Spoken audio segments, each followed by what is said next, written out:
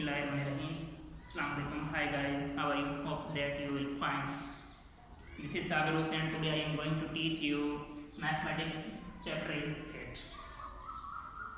First of all, what is set? A collection of well-defined and distinct objects. मतलब ये है कि collection हो, मजमुआ हो, वेल डिफाइंड हो और अलग अलग चीज़ों का मजमुआ हो तो उसे हम सेट कहते हैं। वेल डिफाइंड से क्या मकसद है हमारा? Well defined means that a rule can be stated which determines either an object is a member of A set और नॉट। वेल डिफाइंड का मकसद ये है कि कोई एलिमेंट जो सेट का मेंबर है हम ये फैसला कर सकें, ये बता सकें कि ये इसमें ताल्लुक़ रखता है कि नहीं। ये है वेल डिफाइंड का मकसद। मतलब कि कोई ऐसी बात जिससे सबके सब मुतफ़िक़ हों, सब राज़ी हों, ताकि हम बता सकें कि ये इसमें मेंबर है या नहीं। आगे चलकर हम इसको देखते हैं, वेल डिफाइंड का मकसद हमें समझ में आ जाएगा। और दूसरी सेट की डेफिनेशन में जो अहम वर्ड है, दूसरा वर्ड ये है डिस्टिंक्ट। हमारा पहला वर्ड था कि वो कलेक्शन हो, तीन अहम बात, कलेक्शन हो और वो कलेक्शन वेल डिफाइंड हो, और तीसरी बात क्या है, वो डिस्टिंक्ट ऑब्जेक्ट्स हों। डिस्टिंक्ट का मकसद ये है कि सेट का कोई भी मेंबर रिपीट नहीं होना चाहिए। सेट के अंदर जितने भी मेंबर हैं वो सिर्फ एक मरतबा आना चाहिए। एग्जाम्पल देखते हैं। हमारे पास एक सवाल है, which of the following is a set. मंदरजा झेल में से कौन सा सेट है? सेट है या नहीं ये चीज़ देखेंगे। अगर कोई सेट होगा, अगर वो वेल डिफाइंड होगा तो वो सेट होगा, अगर वो वेल डिफाइंड नहीं होगा तो वो सेट नहीं होगा, अगर वो डिस्टिंक्ट होगा तो वो सेट होगा, अगर वो डिस्टिंक्ट नहीं होगा तो उसे हम सेट नहीं कहेंगे। अब देखते हैं वो कैसे। मसलन हमारे पास एक सेट है, set of Pakistani cricket players. Pakistani cricket players का सेट। हमें पता है कि जो क्रिकेट खेलते हैं, क्रिकेट में 11 खिलाड़ी होते हैं, तो 11 खिलाड़ियों के अगर मैं मुझसे कोई पूछे भाई पाकिस्तानी क्रिकेट प्लेयर्स के नेम बताओ, तो मैं लिस्ट करूँगा बाबर आजम, शोएब मलिक, कामरान अकमल, शाहिद आफरीदी, आगे चल के डैश लगा के क्या लिखा है, वाह भैया। इसका मकसद ये है कि इसके अंदर जो मेंबर्स हैं वो फाइनाइट हैं, वो काउंटेबल हैं, वो 11 मेंबर्स हैं। मतलब ये है कि अगर इस ए सेट के बारे में मैं जिससे भी पूछूं, अगर एक स्टूडेंट से मैंने पूछा भाई बताओ पाकिस्तानी क्रिकेट प्लेयर्स टीम, तो वो नाम में इस तरह बताएगा, बाबर आजम, शोएब मलिक, कामरान अकमल, शाहिद आफरीदी, वाह भैया। अगर किसी दूसरे स्टूडेंट से पूछूं तो हो सकता है वो कुछ नाम की तरतीब को आगे पीछे करे, मगर मकसद ये है कि होंगे वही एलिमेंट जो पहले बताए गए। मसलन एक स्टूडेंट ऐसे बताता है, शोएब मलिक, कामरान अकमल, शाहिद आफरीदी, वाह भैया, और आखिर में बता देता है बाबर आजम। बात भी एक ही। ये सेट जो है वेल डिफाइंड है। वेल डिफाइंड का मकसद है कि पाकिस्तान की जो 22 करोड़ आबादी है, सबसे पूछूं, किसी से जाके पूछूं पाकिस्तानी क्रिकेट प्लेयर्स के नाम बताओ, तो जवाब हमें क्या मिलेगा? एक ही जवाब मिलेगा। 11 खिलाड़ियों के नाम आएंगे, वही नाम आएंगे, तरतीब आगे पीछे होगी। सेट के मेंबर्स के में तरतीब की कोई अहमियत नहीं होती। मतलब ये कि सेट के अंदर ऑर्डर मैटर नहीं करता। ऑर्डर मैटर नहीं करता मतलब हम अगर इसको ऐसे लिखें, पहले बाबर आजम लिखें या शोएब मलिक लिखें या कामरान लिखें, इससे कोई फर्क नहीं पड़ता, होंगे वही 11 खिलाड़ी। मकसद ये हुआ कि ये जो सेट ए है ये कलेक्शन है।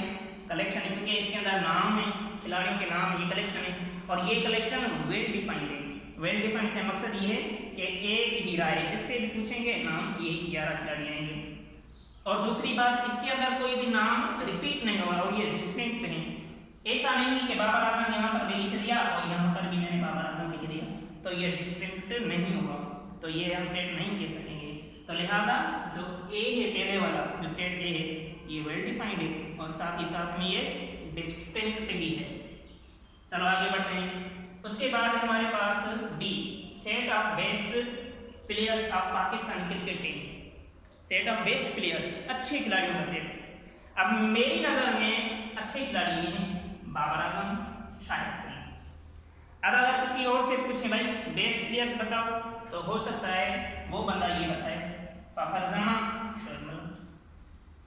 अब अगर वो किसी और बंदे से पूछेंगे भाई पाकिस्तानी क्रिकेट बेस्ट प्लेयर्स बताओ, तो हो सकता है वो अपनी पसंद बताए, वो बताएगा वाह भैया कामरान अकमल, शाहिद आफरीदी। बात ये हुई कि यहाँ पर ये जवाब में जितने भी हम कलेक्शन के जवाब इकट्ठे कर रहे हैं, तो ये हम राय नहीं है, एक राय नहीं है, हम इस बात से मुत्तफिक नहीं हो रहे, मतलब कि सबके सब आदमी एक बात पे एग्री नहीं हो रहे। इसका मतलब कि इसके डिफरेंट राय हैं, डिफरेंट ओपिनियंस हैं, हर एक बंदे का अलग-अलग जवाब है, क्योंकि कहा जाता है ना पसंद अपनी अपनी होती है, तो हर किसी की पसंद अपनी है, किसी की नज़र में अच्छा खिलाड़ी कौन है, किसी की नज़र में कौन है, किसी की नज़र में कौन है। तो लिहाजा ये जो सेट बी हुआ, ये क्या हुआ, वेल डिफाइंड नहीं हुआ। वेल डिफाइंड नहीं हुआ क्योंकि हम राय नहीं हुई, क्योंकि सेट बी के अंदर जितने भी जवाब हैं वो चेंज हैं। वो क्या है, चेंज। देखो ये पहले वाला जो हमने लिखा है इसको मेंशन करते हैं, यहाँ पे देखो बी, बाबर आजम, शाहिद अफरीदी, इसके अंदर दो मेंबर हैं, सिर्फ बाबर आजम और शाहिद अफरीदी हैं। फिर बी का एक और जवाब मिला किसी और बंदे से, हमने पूछा भाई बताओ, तो उसने कहा फखर जमा, शोएब मलिक। तो यहाँ पर देखें फखर जमा एक अलग मेंबर है, शोएब मलिक अलग मेंबर है। क्या ये दोनों से, इसको कहो B1, इसको कहो B2, क्या ये B1 और B2 आपस में सेम है? नहीं, सेम नहीं है, इक्वल नहीं है, लाइक नहीं है। तो हम क्या कहेंगे, ये जो ऊपर वाला सेट है, सेट बी, ये वेल डिफाइंड नहीं है। जो सेट वेल डिफाइंड नहीं होगा तो हम क्या कहेंगे। अब तीसरे बंदे से मैंने पूछा, उसने हमें जवाब दिया वहाब रियाज, कामरान अकमल और शाहिद अफरीदी। तो यहाँ पर देखें कि B1, B2, B3 ये तीनों ही अलग-अलग हैं, एक जैसे नहीं है। एक जैसे नहीं है इसका मकसद ये जो सेट बी हम लिखा है, ये सेट बी हमारा वेल डिफाइंड नहीं है। वेल डिफाइंड नहीं है तो इसलिए हम इसको सेट नहीं कह सकते। वेल डिफाइंड से क्या मकसद है, आई होप आपको समझ में आ गया होगा। जैसे हमने पहले लिखा सेट ए जो है वो वेल डिफाइंड है, क्योंकि हम किसी से भी जाकर पूछें, वो जो हमें नाम इंग्लिश करेगा, इस जो है टेबुलर फॉर्म में लिखेगा, वो 11 खिलाड़ियों के नाम होंगे। एक बंदे ने मुझसे पूछा, हो सकता है एक और स्टूडेंट से पूछें, वो कुछ और नाम बताएगा, और कोई स्टूडेंट होगा और वो कुछ और नाम बताएगा। मगर बात का मकसद ये है कि एक राय होगी, फैसला एक जैसा होगा, फैसले में कोई फर्क नहीं होगा। सेट ए के मेंबर किसी से भी जाकर पूछेंगे, वही हमें मेंबर बताएंगे जो हम पहले इंलिस्ट कर चुके, मतलब कि वही 11 खिलाड़ियों में। सेट ए हुआ हमारा वेल डिफाइंड। अगर ये कलेक्शन वेल डिफाइंड है तो इसका मकसद ये हुआ ये सेट है, ठीक है भाई। अब आगे बढ़ते हैं। अब इसका मकसद दिस इंप्लाइज दैट, यहाँ पे मैंने लिखा है, look here, B is not a set, B set नहीं है। B सेट क्यों नहीं है? हाँ, वजह सामने आ गई, because B is not well defined, क्योंकि ये जो सेट हमारा B है ये वेल डिफाइंड नहीं है। वेल डिफाइंड ये कलेक्शन नहीं हुआ तो इसका मकसद ये सेट भी नहीं हुआ। आई होप आपको वेल डिफाइंड का मकसद समझ में आ गया होगा। आगे बढ़ते हैं। Number 3, set of beautiful birds, खूबसूरत परिंदों का सेट। इस पे थोड़ा गौर करें। ब्यूटीफुल बर्ड्स, अगर मैं कहूँ स्प्रो, पैरोट, मेरी पसंद है स्प्रो और पैरोट, ये ब्यूटीफुल लगते हैं मुझे। अब किसी और से पूछूं वो कहेगा पीकॉक, हैन। अब अगर किसी और से पूछूं वो स्प्रो कहेगा या कोई और परिंदा। तो मकसद ये हुआ ये जो सेट सी है ये वेल डिफाइंड नहीं, क्योंकि किसी की नज़र में कौन सा परिंदा खूबसूरत है, किसी की नज़र में कौन सा खूबसूरत है। मुझे जो खूबसूरत लगते हैं लाजमी नहीं है कि वो किसी और को भी खूबसूरत लगते हैं। मकसद ये हुआ ये जो सेट बी है ये हमारा वेल डिफाइंड, सॉरी सेट सी जो है ये हमारा वेल डिफाइंड नहीं है। वेल डिफाइंड नहीं है तो इसे हम सेट नहीं कहेंगे, not a set, not a set. क्यों? Because C is not well defined. C जो है हमारा वो वेल डिफाइंड कलेक्शन नहीं है। चलो आगे बढ़ते हैं। हमें एक और सेट दिया है डी, जिसको हमने देखा है टेबुलर मेथड में। ये जो ऊपर वाले जो सेट्स लिखे हुए हैं वो सेंटेंस की फॉर्म में लिखे हुए हैं। जो सेंटेंस की फॉर्म में लिखा हुआ है सेट को लिखने के 3 तरीके हैं, एक डिस्क्रिप्टिव मेथड, दूसरा टेबुलर मेथड और तीसरा सेट बिल्डर मेथड। जो सेंटेंस की फॉर्म में लिखे हुए हों, जो सेट वर्ड्स में लिखा हुआ हो तो उसको बोलते हैं डिस्क्रिप्टिव मेथड। अगर कोई सेट कर्ली ब्रैकेट में लिखा हुआ हो, हर मेंबर के उसका हर एक मेंबर कामा के साथ सेपरेट किया हुआ हो, मतलब कि मेंबर रिपीट नहीं हो रहा हो, कामा के साथ मेंबर्स को सेपरेट करते हैं ताकि पता तो चले, कामा लगाना लाजमी होता है। तो इस मेथड को, ये जो कर्ली ब्रैकेट वाला मेथड है, इसको बोलते हैं टेबुलर मेथड, क्योंकि एक टेबल में ये मेंबर्स अरेंज किए हुए हैं। अब डी जो हमने सेट लिखा हुआ है, पहले वाले जो 3 सेट थे वो सवाल जो दिए हुए थे वो हमें डिस्क्रिप्टिव मेथड में दिए हुए थे। अब ये जो डी सेट है ये हमें दिया हुआ है, इसमें ये दिया हुआ है टेबुलर फॉर्म में। डी एक सेट है जिसके मेंबर कुछ इस तरह लिखे हुए हैं, डी इज इक्वल टू 1 2 3 4 5 2 6 1 7। अब अगर थोड़ा गौर करें, सेट डी के अंदर ये जो एलिमेंट 2 है, ये जो मेंबर 2 है, ये रिपीट हो रहा है। क्या हो रहा है? ये रिपीट हो रहा है, क्योंकि एक मरतबा आया फिर दूसरी मरतबा आ गया। और ये जो मेंबर 1 है यहाँ पर भी लिखा हुआ है और यहाँ पर भी लिखा हुआ है, मतलब कि इसका मेंबर 1 और 2 ये रिपीट हो रहे हैं। रिपीट हो रहे हैं, इसका मकसद सेट डी जो है वो डिस्टिंक्ट ऑब्जेक्ट पजेस नहीं करता। सेट डी के अंदर डिस्टिंक्ट ऑब्जेक्ट्स नहीं है, डिस्टिंक्ट ऑब्जेक्ट्स नहीं है, तो लिहाजा ये वाला जो सेट है सेट डी, ये सेट नहीं होगा, इसे हम सेट नहीं करेंगे। दिस इज जस्ट कलेक्शन, क्योंकि इसके अंदर मेंबर्स रिपीट हो रहे हैं। हमने कहा है सेट की डेफिनेशन ये है, a collection of well defined, एक कलेक्शन हो, इसका हो वेल डिफाइंड चीजों का हो, एंड डिस्टिंक्ट ऑब्जेक्ट्स, और उसके अंदर जो ऑब्जेक्ट्स हैं वो डिस्टिंक्ट हो। हमने फिर वेल डिफाइंड की डेफिनेशन की, वेल डिफाइंड क्या किसे कहते हैं? Well defined mean that a rule that can be stated which determines either an object is a member of a set or not।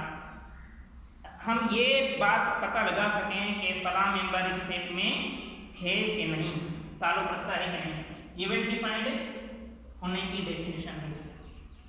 अब हमने कहा है कि सेट बी जो है वेल डिफाइंड नहीं है, इस डेफिनेशन को फॉलो करते हुए इसको देखते हैं। सेट बी को जो पहली ये डेफिनेशन इसकी लिखी हुई है इसको देखते हैं। हमने कहा set B set of best players of Pakistan cricket team, तो हमने इन लिस्ट की है फखर जना और शाहिद आफरीदी। अब अगर कोई हमसे पूछे क्या सेट बी 1 में बाबर आजम और शाहिद आफरीदी का हुआ, अब अगर हमसे कोई पूछे कि भाई बताओ क्या सेट बी के अंदर फखर जमा है, फखर जमा सेट बी में बिलोंग करता है, तो हम कहेंगे नहीं, बिलोंग नहीं करता। तो हमने ये चीज़ देखी कि इसके अंदर फखर जमा बिलोंग नहीं करता। अगर नहीं करता, मेंबर नहीं है, तो इसका मकसद ये हुआ कि जो एक होल कलेक्शन है ना, जैसे यूनिवर्सल सेट कह रहे हैं, जैसे सेट ए में पूरी टीम में से अब मेरी पसंद में था फखर जमा, वो इसमें नहीं है सेट बी 1 में, तो इसका मकसद ये सेट बी 1 वेल डिफाइंड नहीं है। अब यहाँ पर ये जो मेंबर सेट बी में हमने देखा कि मेंबर रिपीट्स हो रहे हैं कि सेट बी डिस्टिंक्ट नहीं है, तो इसे हम सेट नहीं कह सकते। आई होप कि आपको ये सेट की डेफिनेशन समझ में आ गई होगी। अब आगे बढ़ते हैं, इसको हम आगे बढ़ाते हैं।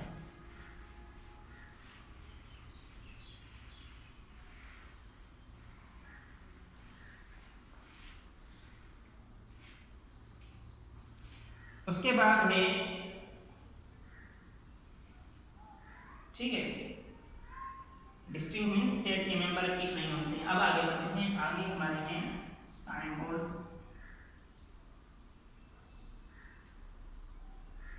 Used in set.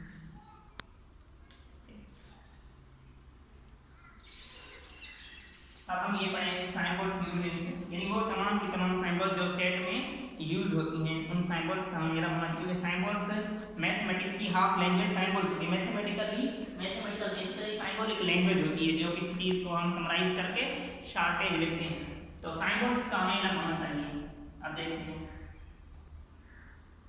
ये जो हमने यू लिखा है इस तरह का, ये इसके लिए यूज का यूनियन,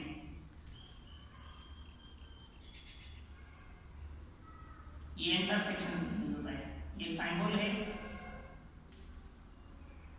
अब अगर ऐसे लिखा हुआ ए के ऊपर इस तरह एक प्राइम दिया हुआ, तो इसे क्या बोलते हैं हम? इसको बोलते हैं ए कॉम्प्लीमेंट, ए कॉम्प्लीमेंट। और ये तो आपको पता है ये माइनस की निशानी होती है, मगर सेट की लैंग्वेज में हम इसे कहते हैं डिफरेंस। क्या कहते हैं? डिफरेंस।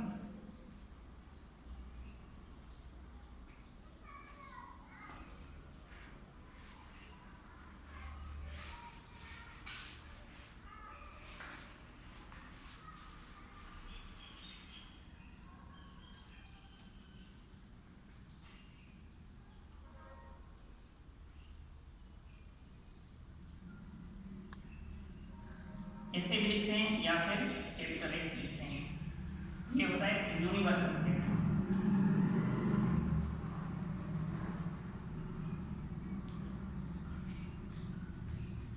इसे लिखते हैं या फिर इसे लिखते हैं। इसका मतलब क्या है? इसका मतलब है बिलोंग्स टू, मतलब के एलिमेंट है, ये ताल्लुक रखता है belongs to or is an element. Sorry यहाँ पे मिस्टेक हो गई, ठीक है। जस्ट ये अब अगर इस तरह हो तो ये मतलब पता ये निशानी बिलोंग्स टू की, इसको काटा दे मतलब कि ये बिलोंग्स नहीं करता। इसका मतलब क्या हो जाएगा? किसी भी निशानी के ऊपर एक लकीर आ जाए तो वो उसका नेगेटिव बन जाता है। क्या बन जाता है? इनवर्स। मतलब ये इसका मकसद क्या हो जाएगा? डज नॉट बिलोंग टू, या इसको क्या कह सकते हैं? Not a member, or not a member. ऐसे हो या फिर इसे इस निशानी का, सॉरी इसको हम कहते हैं दैट। ये हम पढ़ेंगे वन बाय वन, सब निशानी के बारे में पढ़ेंगे। आगे बढ़ते हैं।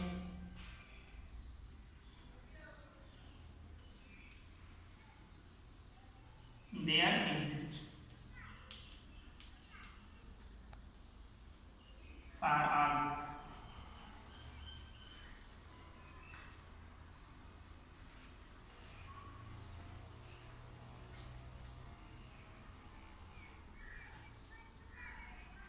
ये एंड होता है और इसका यूं उलट ये होता है आर, ठीक है। इज इक्वल टू, ये इज इक्वल टू इसके ऊपर काटा दे दें तो ये नेगेटिव, इज इक्वल टू ये क्या बन जाएगा? Does not equal to, greater then,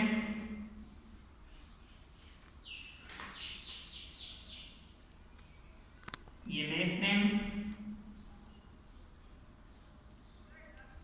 देखो ये ग्रेटर देन, ये बराबर की, नीचे दो बी के आ गई तो इसका मकसद क्या हुआ? ग्रेटर देन आर इक्वल, क्या हो जाएगा इसका मतलब? Greater than or equal to.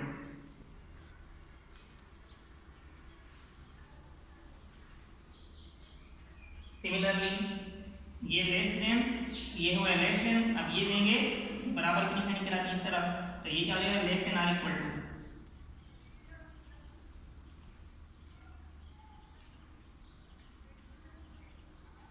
ठीक है। और ये वाली ऐसे तीर की तरह, this implies that, because this, this implies that का मतलब ये हुआ कि इसको हम दिस इंप्लाइज दैट मतलब कि इस बात का मकसद ये हुआ, इसको क्या कहेंगे? इस बात का मकसद ये हुआ, दिस इंप्लाइज दैट। दूसरे अल्फाज में हम इसे भी कह सकते हैं this means that, this means that, ठीक है। अब ये थी कुछ निशानियां, अब हम थोड़ा और आगे बढ़ते हैं।